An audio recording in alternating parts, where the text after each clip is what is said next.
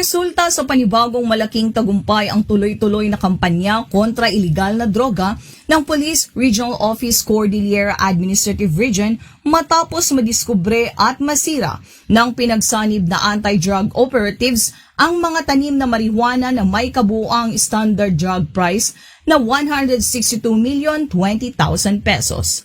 Sa isinagawang isang araw na operation sa Mount Watong, Barangay Lukong, Tinglayan, Kalinga noong ika-27 ng taong kasalukuyan. Batay sa ulat na isinumite sa Regional Operations Divisions ng PROCAR, nadiskubre ng mga operatiba ang 8 plantation sites ng marijuana na may lawak na humigit kumulang 52,000 square meters.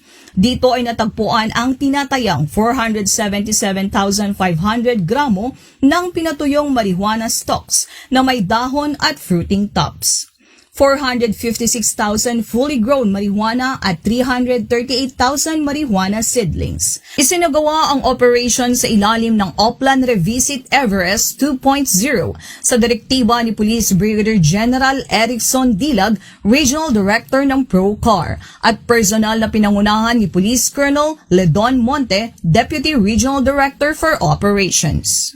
Kabilang sa mga lumahok sa joint operation ang mga personnel ng Philippine Drug Enforcement Agency Kalinga, mga kapulisan ng Kalinga Police Provincial Office, Regional Headquarters, Mountain Province Police Provincial Office, Ifugao Police Provincial Office at Benguet Police Provincial Office.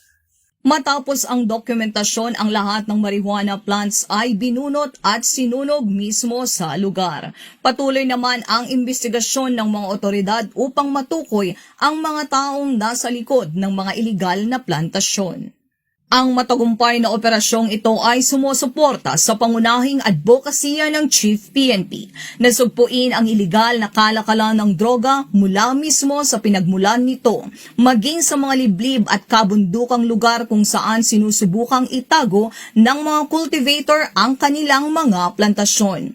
Ngunit sa pamamagitan ng paggamit ng drones ay matagumpay na nasuri ng mga operatiba at naging susi sa pagkadiskubre ng mga nakatagong plantation sites. Nananatiling matatag ang PROCAR sa kampanya nito laban sa iligal na droga sa pamamagitan ng tuloy-tuloy na operasyon at pinaigting na coordination sa mga partner agencies at komunidad. Layunin ng kapulisan na mapanatiling ligtas at drug-free ang buong Cordillera Region.